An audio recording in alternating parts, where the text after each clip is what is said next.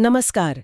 आज हम प्रेमचंद की एक बहुत ही दिल को छूने वाली कहानी राजा हरदौल पर बात करेंगे। एक गहरी नजर डालेंगे इसके मुख्य हिस्सों पर। बिल्कुल, ये कहानी हमें सीधे बुंदेलखंड ले जाती है, ओरछा की वीर भूमि में। हाँ, तो कहानी की शुरुआत होती है ओरछा के राजा जुझार सिंह से, बड़े बहादुर समझदार राजा। और दिल्ली के बादशाह शाहजहां भी उनसे काफी खुश थे। बिल्कुल, इतने खुश कि उन्हें दक्षिण की सूबेदारी मतलब वहां का शासक बना देते हैं। अब जाने से पहले जुझार सिंह अपने छोटे भाई हरदौल सिंह को बुलाते हैं। हाँ। अपनी पगड़ी उनके सिर पे रखते हैं, राजपाट सौंपते हैं और एक बड़ी जरूरी बात कहते हैं। क्या? कहते हैं, न्याय ही राजा का सबसे बड़ा सहायक है। पर देखो, न्याय वही सच्चा है जिसे प्रजा भी न्याय समझे। वाह, बहुत गहरी बात है। और अपनी रानी कुलीना से भी कहते हैं कि भाई हरदौल अभी लड़का है, अनुभव कम है, तो तुम अपनी सलाह से उसकी मदद करती रहना। ये जो शुरुआती पल है ना, ये बहुत महत्वपूर्ण है। देखिए, जुझार सिंह का भाई पर इतना भरोसा, न्याय पर इतना जोर, रानी से स्नेह, ये सब जो बाद में कहानी में घटता है उसके एकदम उलट है। बिल्कुल विपरीत। सही कहा। और रानी का वो चुपचाप आंसू पीना, जैसे आने वाले दुख का इशारा हो। बिल्कुल, एक तरह का पूर्वाभास। तो जुझार सिंह चले जाते हैं दक्खन और हरदौल राज संभालने लगते हैं। और वो छा जाते हैं। हाँ, थोड़े ही दिनों में अपने अच्छे कामों से, न्याय से, प्रजा के प्रेम से सबका मन मोह लेते हैं। ऐसा कि लोग जुझार सिंह को लगभग भूल ही जाते हैं। सच में, हरदौल थे भी वैसे ही, हंसमुख, मीठा बोलने वाले, वीर, उदार। उनका दरबार सबके लिए खुला रहता था। यहाँ एक दिलचस्प बात है, हरदौल सिर्फ राज्य पर नहीं बल्कि प्रजा के मन पर राज करने लगते हैं, और वो कहीं ज्यादा मुश्किल काम है। सही। उनकी लोकप्रियता, उनकी वीरता, खासकर वीरता जो बुंदेला संस्कृति में राजा के लिए सबसे जरूरी मानी जाती थी, वो शासक नहीं रहे, वो जननायक बन गए। बिल्कुल, लोगों के हीरो। हाँ। और तभी कहानी में एक बड़ा मोड़ आता है। फाल्गुन का महीना है, होली का समय। हाँ। माहौल खुशी का है। हाँ। और तभी दिल्ली का एक मशहूर पहलवान कादिर खां ओरछा धमकता है। अच्छा। और आते ही चुनौती देता है।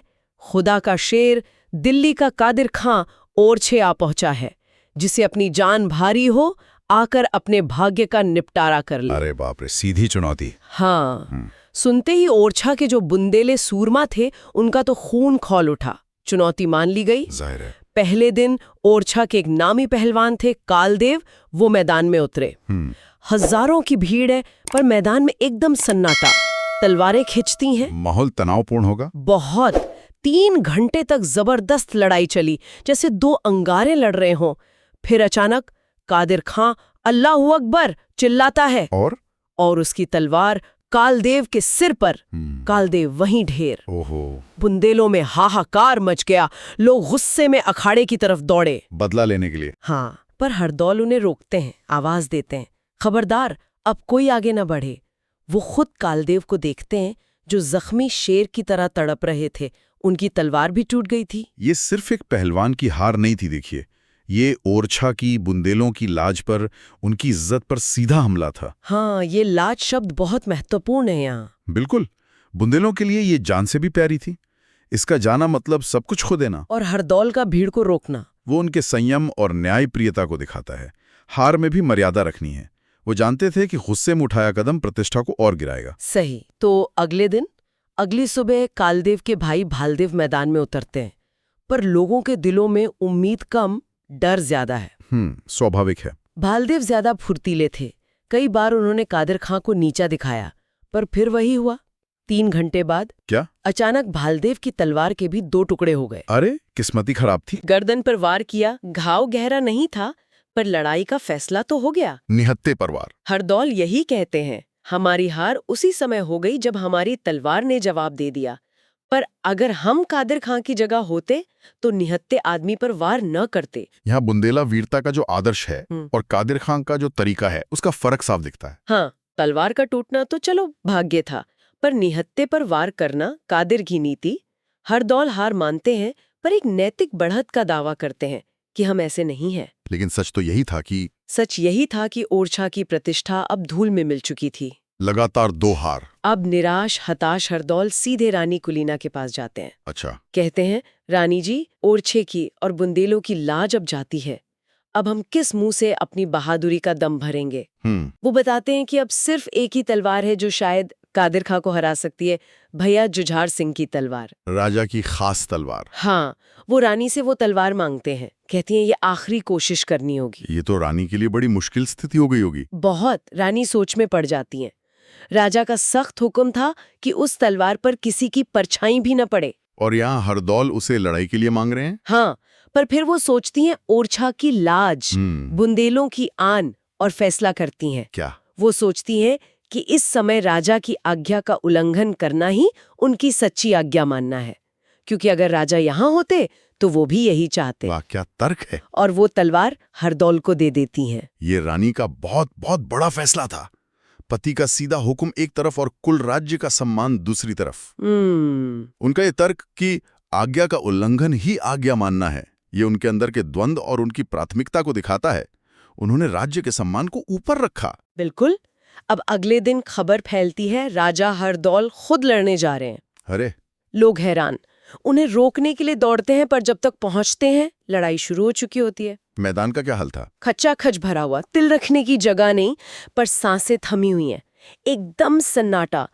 कादिर का हर वार हजारों दिलों को जिसे चीर देता, और हरदौल का हर बचाव उम्मीद जगाता। रोमांचक रहा होगा। बहुत। और ज्यादा देर नहीं लगी, पहले पहर में ही हरदौल की वो तलवार, राजा जुझार सिंह की तलवार, बिजली की तरह कादिर के सिर पर गिरी। और कादिर खां? ढेर। वहीं खत्म। जीत? हाँ, बुंदेले जैसे पागल हो गए, तलवारें खिंच गईं।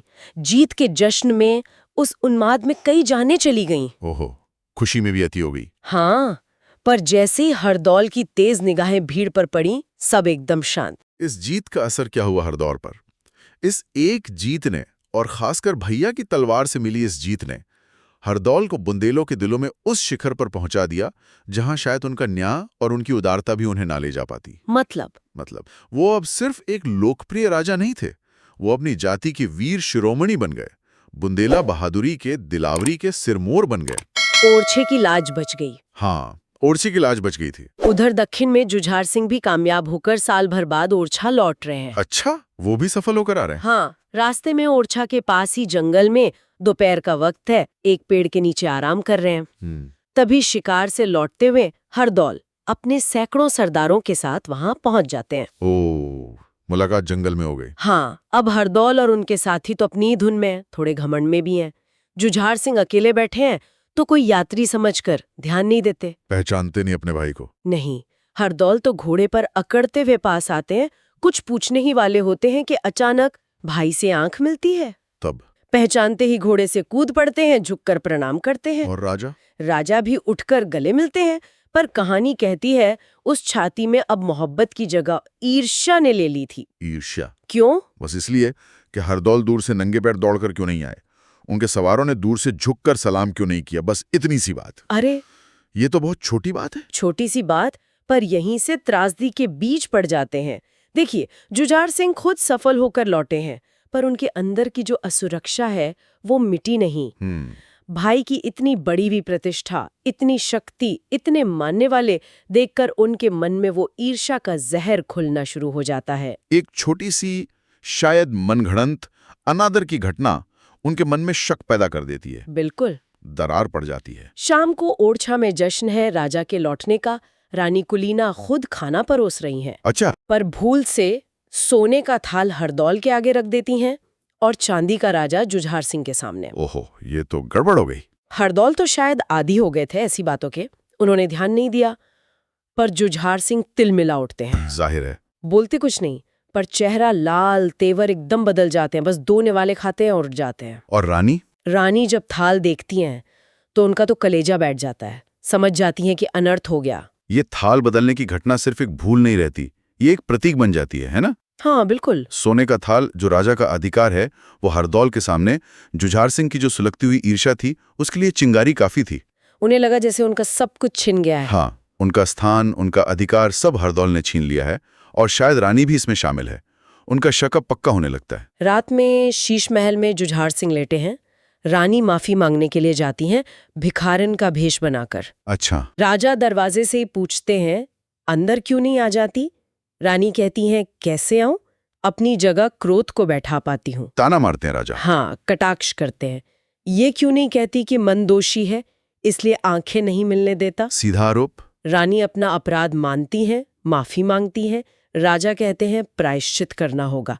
रानी पूछती हैं कैसे, और राजा का जवाब दहला देता है, हरदौल के खून से। हे भगवान। रानी कांप जाती हैं। राजा आरोप लगाते हैं कि रानी के प्रेम में पड़कर हरदौल ने ये सब उलटफेर किया है। मतलब रानी के चरित्र पर ही सवाल उठा दिया। हाँ, रानी गुस्से और दुख से कहती है, मैं हरदौल को अपना लड़का और भाई समझती हूँ। लेकिन राजा कहते हैं स्त्री का प्रेम पानी की धार है, जिधर ढाल पाता है उधर ही बह जाता है। कैसी सोच है। फिर राजा एक पान का बीड़ा दिखाते हैं और कहते हैं तुम्हारे सतीत्व की परीक्षा यही है कि तुम हरदौल को इसे अपने हाथों से खिला दो। पान में जहर मिलाकर। हाँ, कहते हैं मेरे मन का शक, मेरा भ्रम तभी मिटेगा जब इस घर से हरदौल की लाश निकलेगी। ये तो हद हो गई। रानी घृणा से उस बीड़े को देखती हैं और उल्टे पैर लौट आती हैं। ये कहानी का मतलब चरम बिंदु है, पराकाष्ठा।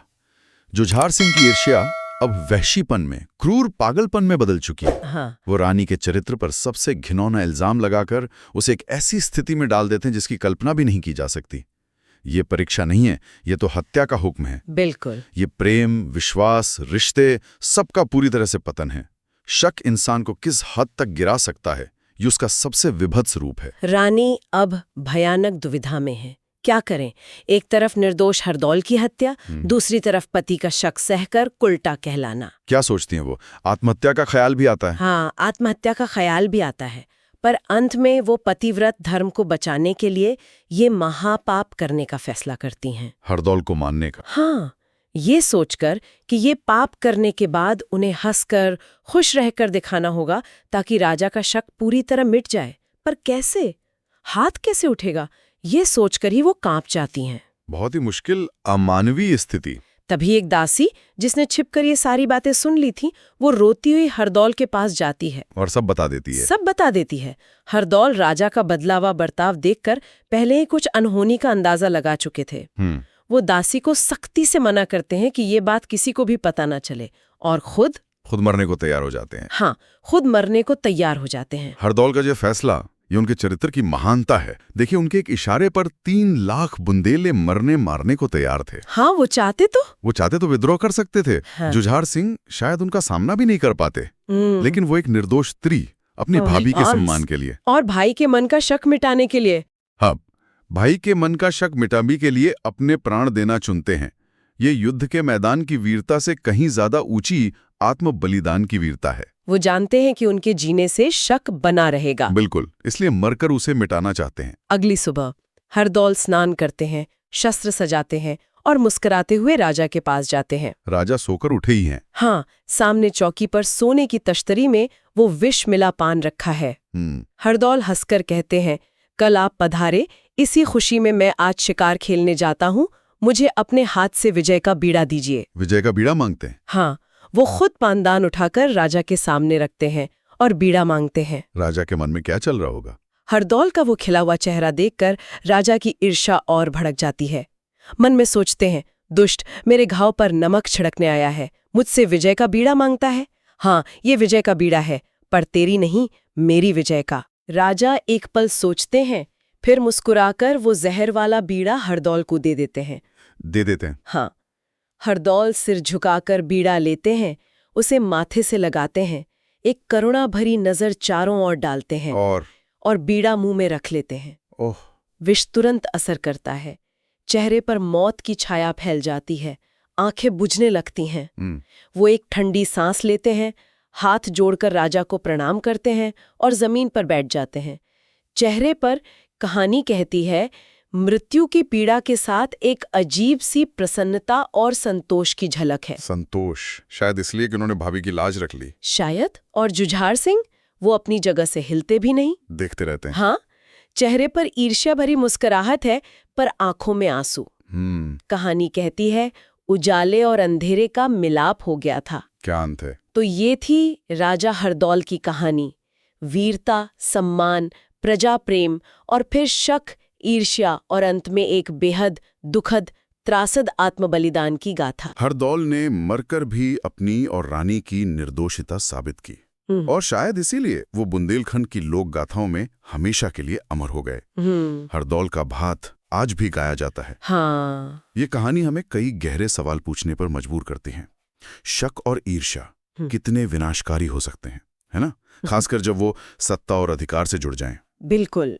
ये कैसे इंसानी रिश्तों को, विश्वास को, यहाँ तक कि जीवन को भी तबाह कर सकते हैं। और वो सवाल कि क्या वाकई लाज या सम्मान की रक्षा के लिए कभी कभी इतनी बड़ी और इतनी अन्यायपूर्ण कीमत चुकानी पड़ती है या चुकानी चाहिए? ये एक ऐसा प्रश्न है जिस पर हम सबको सोचने की जरूरत है। कहानी हमें सोचने पर मजबूर करती है। बिल्कुल। राजा हरदौल की इस कहानी पर हमारे साथ इतनी गहराई से बात करने के लिए आपका बहुत बहुत धन्यवाद। धन्यवाद। आशा है प्रेमचंद की ये मार्मिक रचना और उस पर हमारी ये चर्चा श्रोताओं को भी सोचने पर विवश करेगी। हमारे चैनल आज की कहानी को सुनने के लिए शुक्रिया। अगर आपको ये कहानी पसंद आई तो इसे लाइक करें, शेयर करें और हमारे चैनल को सब्सक्राइब करना न भूलें। हाँ, और वो जो घंटी का आइकॉन है उसे भी दबा दें ताकि जब भी कोई नई कहानी आए आपको पता चल जाए। बिल्कुल। अगली कहानी तक नमस्कार। नमस्कार।